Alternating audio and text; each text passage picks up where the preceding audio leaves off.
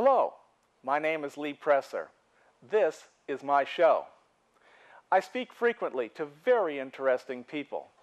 Some of these conversations are so exciting, so intellectually stimulating, I thought others might like to listen in. This is the reason we started recording Conversation with Lee Presser. Welcome to Conversation with Lee Presser.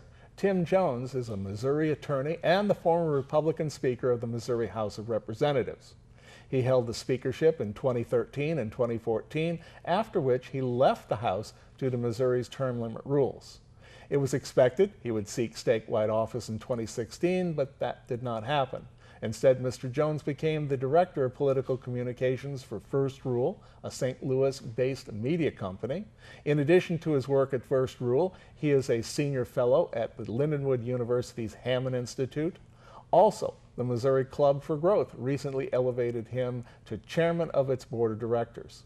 Tim Jones has quickly become a significant conservative media voice, political analyst, commentator, and substitute host on television, radio, and digital online media.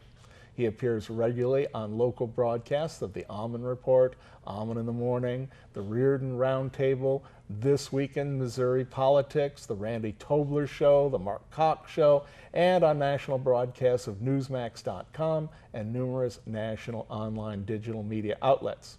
Tim Jones, welcome to Conversation. Lee, thanks for having me back. It's good to be Well, here. let's talk about this first rule, which I suspect that's not on the tip of most people's tongues as to knowing that this is a media company out of St. Louis. Right. Folks may not know the name, but they know the products that we produce. That's probably the best way to put it. There's another famous company, I think, that's their motto. So we put out a lot of different projects, some of which you mentioned in your opening. We are the brainchild of a fellow by the name of Travis Brown, who I've known for a very long time, who started off as a rank and file lobbyist working the halls in Jefferson City. Along the way, Travis had a vision to catapult himself into the media world as well. He wrote a book on tax policy called How Money Walks, and that ingratiated Travis with a lot of governors around the country through the Republican Governors Association, governors who wanted to move their states forward by cutting taxes and implementing good government reforms. Travis brought me on 2 years ago to be the brand new Director of Political Communications as we continued to create and add onto our catalog of media projects in the political and often sometimes now into the non-political space. That's the interesting part, is that you're actually, I mean, you're a political fellow, but Yes. nevertheless, the company is now becoming a commercial operation as well.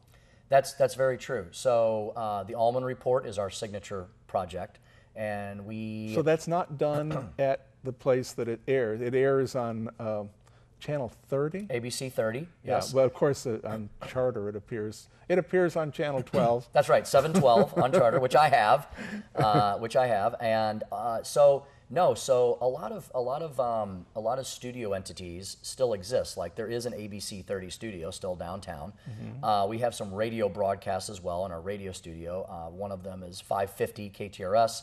Both McGraw-Millhaven and Larry Connors have their radio shows there. The whole stations are not in our building, but we have all the tools necessary for these public personas to come and produce their shows. So Jamie Allman produces his television program every single day.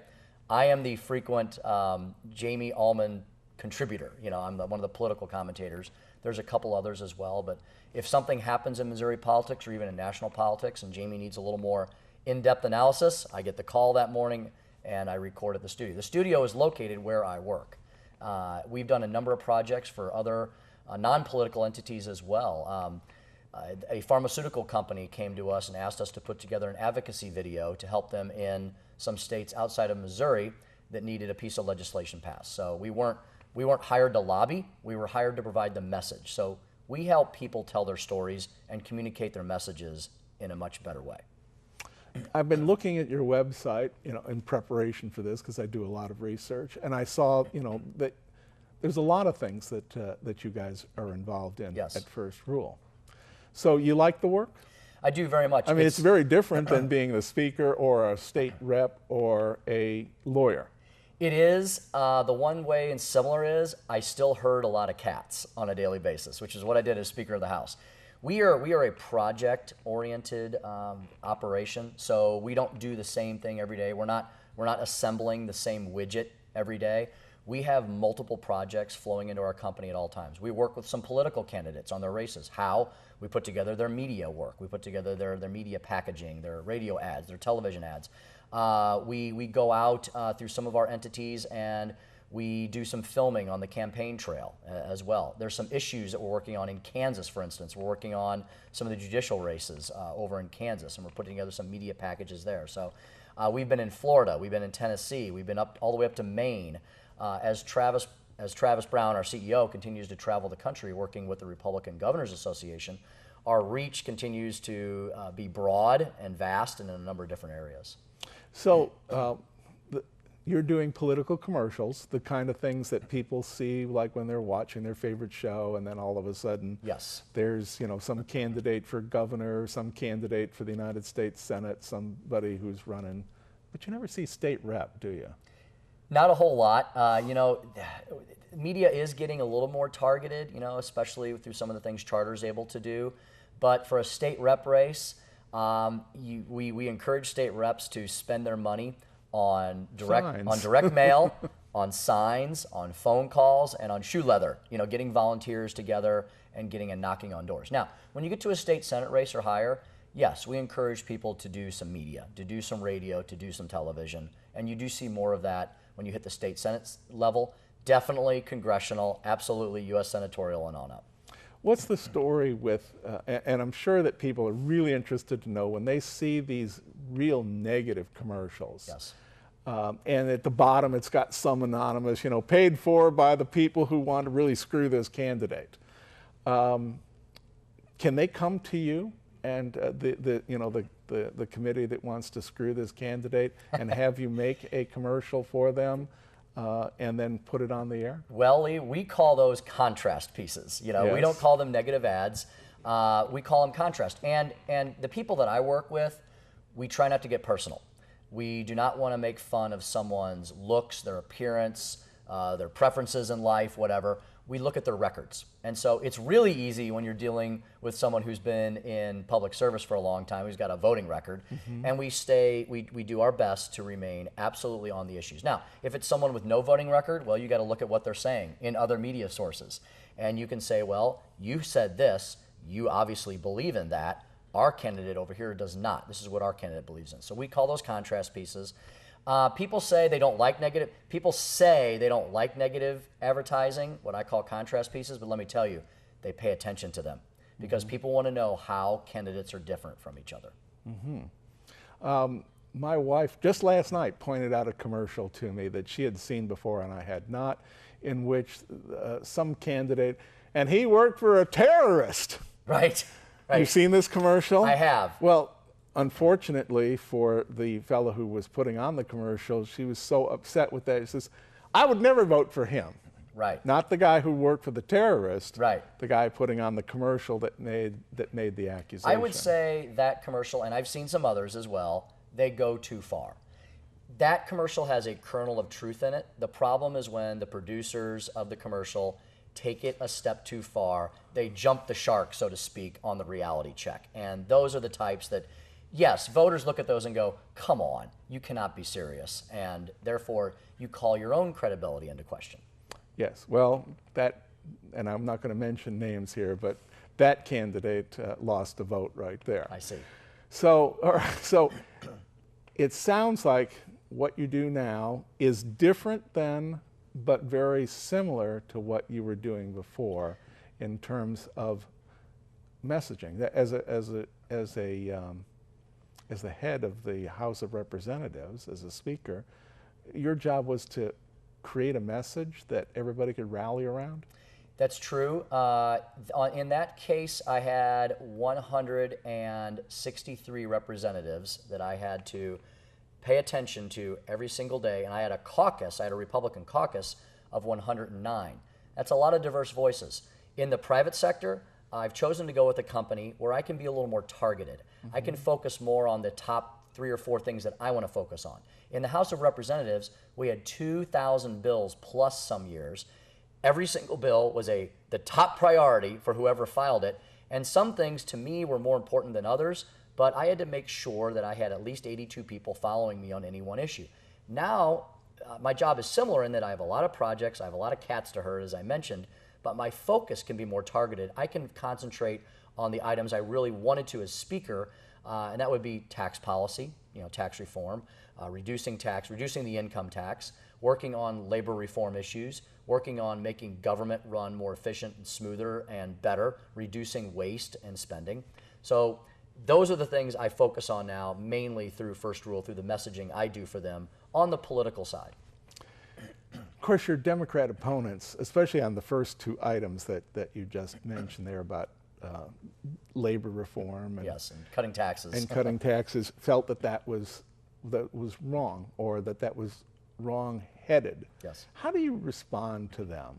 And I mean, seriously, I don't yes. mean like they're idiots. I mean, like, how do you, or can you convince them that, hey, this is worth looking at and trying out?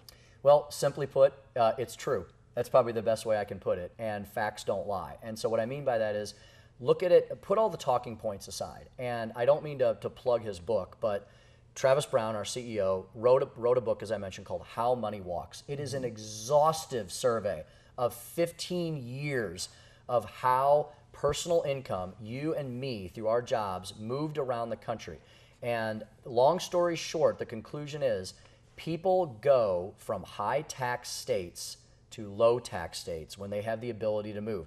And a lot of people have the ability to move. In fact, $2 trillion moved around the states in those 15 years. And these are not uber wealthy people. If you look at our analysis, it's mainly upper middle income earners, blue collar workers who make a good living.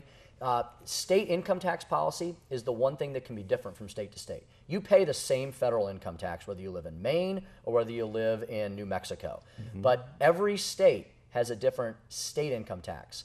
Like Texas or Florida. Exactly. And Florida, this will be no surprise to you, maybe to some of our more liberal friends, but Florida and Texas were the net winners over those 15 years. Millions of dollars and thousands of people moved to them. New York and California, the biggest losers.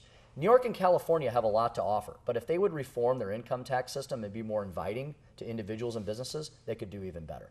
So what I say to people is, it's the truth. It's the nonpartisan truth, and all you got to do is look at the data. I can't tell you the number of times in my travels I've run into people, especially when I'm traveling out west, I'll run into people who used to live in California and who used to have a business there, but they shut their business down and move over into Utah or move into Nevada simply because the tax situation in California has gotten so far out of whack. Right, and people may say to me, oh, well, Texas has oil and Florida has Disney World and beaches, so that's why people go there. And I say, no, I'll bring you a little closer to home. Let's compare Missouri to Tennessee. Tennessee has no state income tax and is a right-to-work state where the workers can choose whether they want to join a union or not. Tennessee has unions. The question is, do you want to join it or not and pay dues? Missouri doesn't have either one of those things. Guess what? Tennessee is really blowing Missouri away on economic growth, on GDP growth, on their overall state budget, on their spending on education and healthcare. So I say to people, look at those two comparisons and decide who has been implementing the better pro-growth policies. I would argue it's Tennessee. Tennessee just eliminated another tax this year. They had this hall tax. It was a tax on seniors' investment income. They're trying to keep more people in Tennessee and convince more to come there. Meanwhile, Missouri, we're losing population, businesses, and income growth every single year. We got to be more like Tennessee and less like, our sisters to the east, Illinois. Yeah, well, Illinois has its own problems. And one way that you can really tell that is where every 10 years we redesignate where electoral votes come from. Absolutely. And Missouri just lost one. Another one. We've been consistently losing seats over the last several decades. And when you look, and Illinois, Illinois, I believe at one time had as much as 26 electoral votes. I believe that's right. And they don't anymore. New York used to have a huge number. California, of course, still does. They have, what is it, like 54? I think so. 54 electoral votes, but Texas has picked up 2 or 3? Florida is now the third most populous state in the country. And Governor Rick Scott, who I've had the pleasure of meeting several times, very proud of his record. He will tell you that over the last 5 years, he has created net new 1 million new jobs in Florida. Net. And that is tens, if not hundreds of millions of income growth in that state. It's not just about palm trees and Mickey Mouse. I mean, they're obviously doing a lot of things right in Florida. I think we could take a page from their book or any of these other states that are cutting income taxes, broadening their sales tax base, more of that fair tax model, and keeping their labor force free. Do you think that it's realistic to think that we can re-industrialize the United States? You know, under the old model of the 50s and the 60s of the hardware, I doubt it. I think what we need to look at is where we're strongest in. Definitely here in this Midwest belt too, and that's biotech. I think there can be a revolution in that sense. We're going to get more automated, not less. I've seen story after story where even now fast food is implementing kiosks. You know, as labor and wages continue to become unprofitable for companies. Look, they're gonna again. It's another example of how money walks. You know, they're gonna go to the path. Money flows like water, the path of least resistance, and so I think that is where we can grab a hold of that. We have Missouri actually ranks in the top 5 entrepreneurial states in the country. The problem is when people get those startups going, they get sucked away to one of those states like Tennessee, like Florida, like Texas. That's more inviting for a larger size business. But I think it will be a boom, not in the old school, old economy manufacturing sense, but in the newer sense of biotech, of life and plant sciences, things like Monsanto, the Danforth folks, all of those things, Cortex in downtown St. Louis. We don't seem to teach those mechanics kind of skills anymore either. I mean, when I was in high school, we had shop. Yes. Actually, I think that it was a requirement that you take at least one semester yes. of shop, and a lot of schools don't even have shop anymore. I'll give you an example of what I mean right now. There is a fellow by the name of John, I think his last name is pronounced Struby. He has a machine shop on North Lindbergh in St. Louis County. And he's got this huge sign out front that he is hiring. And he said, we'll even train you to come here. And yet he can't find people who will take his jobs. Some say because, you know, it's hard work, it's dirty, it's this, that, and it's smelly. But what he told me when I spoke to him was that most of the people who come here simply don't have the education or the mental facilities to be able to do simple things like the math that's necessary to run these machines. The STEM protocol, science, technology, engineering, and math. STEM, you hear STEM all the time. It's something that gets promoted in legislatures. There's a heavy focus on that. We need a bit of a reawakening in that field. We need to rediscover that that's what we need to be doing here in this country, because other industrialized nations have gone past us, and there needs to be more of a focus on that. And to me, that's one of my tax policy and education were my 2 focal points in the legislature. And we have an antiquated education system in our country, and we are being held back by entities like the NEA and other teachers unions groups that are more focused on their pensions and how they're going to come out versus the kids that are sitting in front of them right now today. School choice is nearly non-existent in Missouri. And I hate to keep using Florida, but again, they're doing things right. Governors Jeb Bush and Rick Scott, huge proponents of educational choice. If a kid is stuck in a circle of failure in one of those inner city urban areas, what did they do for them? They allowed them to go somewhere else, to a charter school, to a magnet school, to a virtual school program, to a private school through use of a voucher system.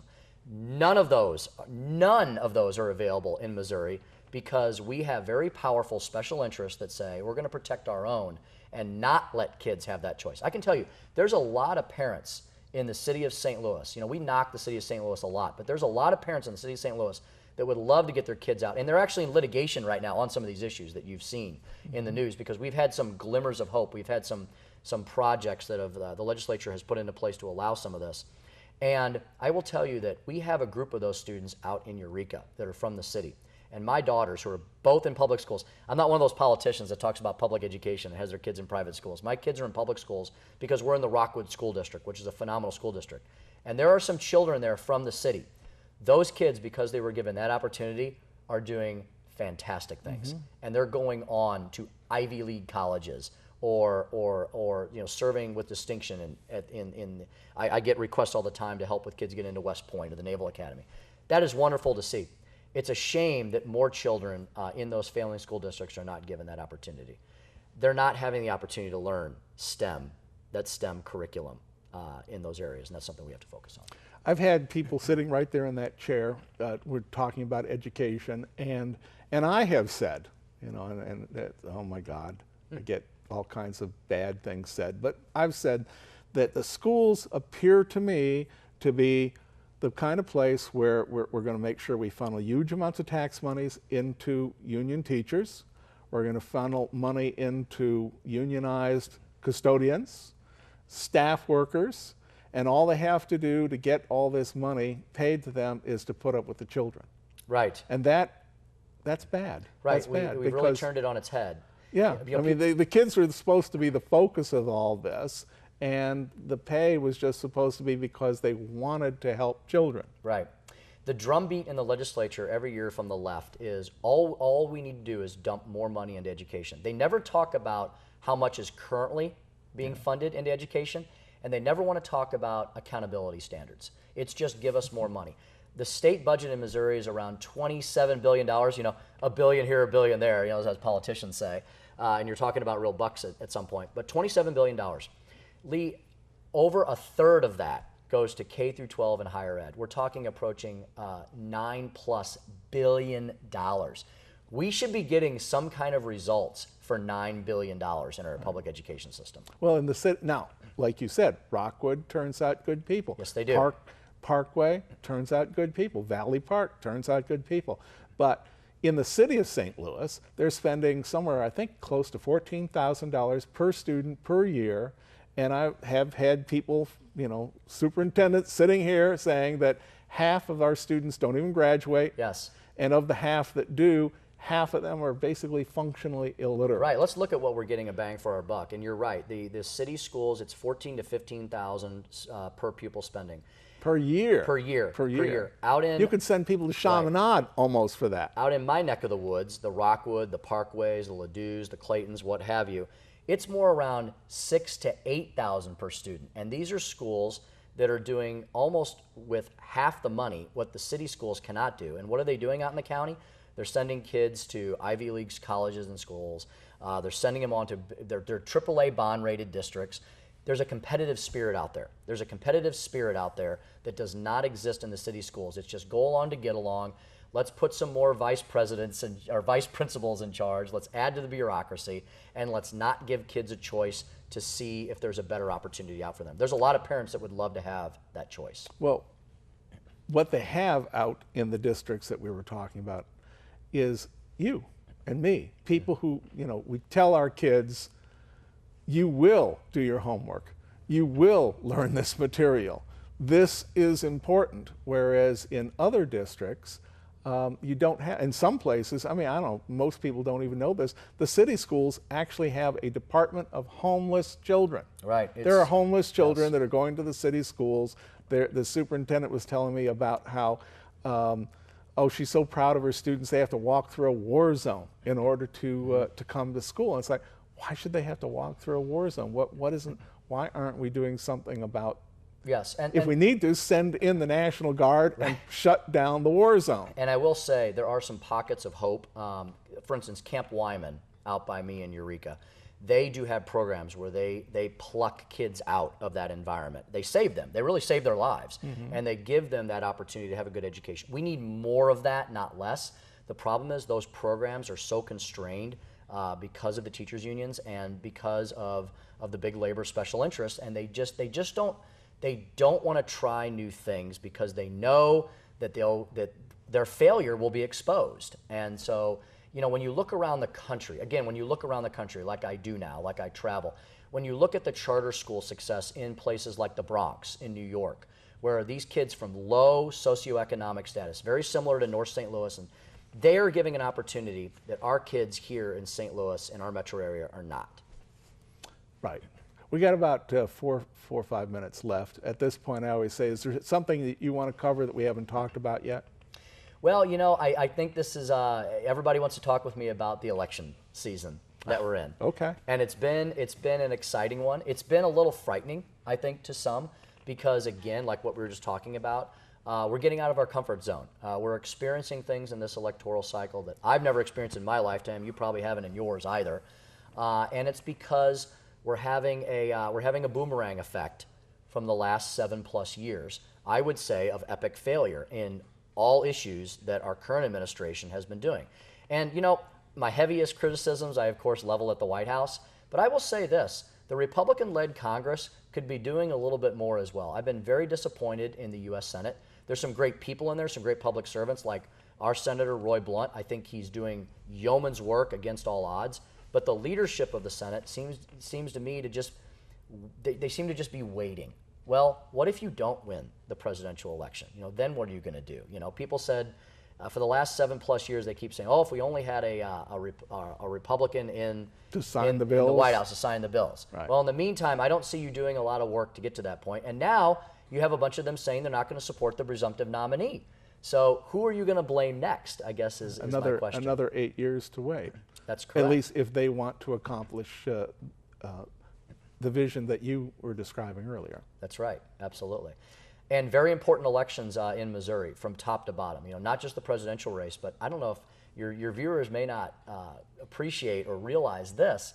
For the first time in many generations, in January of 2017, we will have a whole slate of brand new people taking office in Jefferson City for the first time in decades, from top to bottom.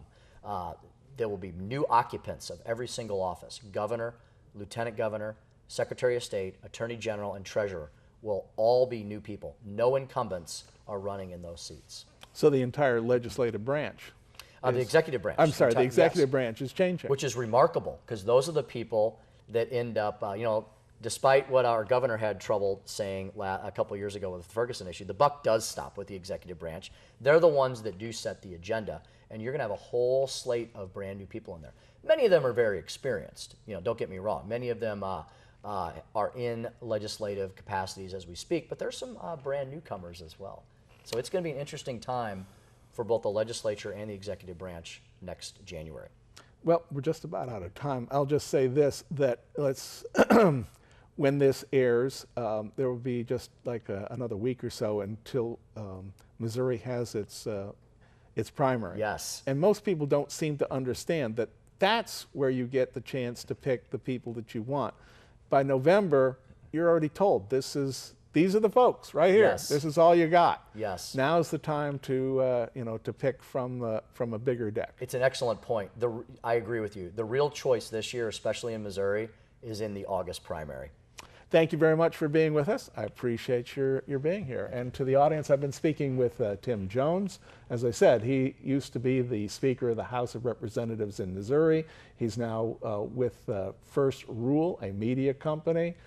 We didn't even talk about some of his work over at Lindenwood College or with the, what is it called? Club for Growth. Club for Growth, yes, yes. We've talked about that on this show before, but not here.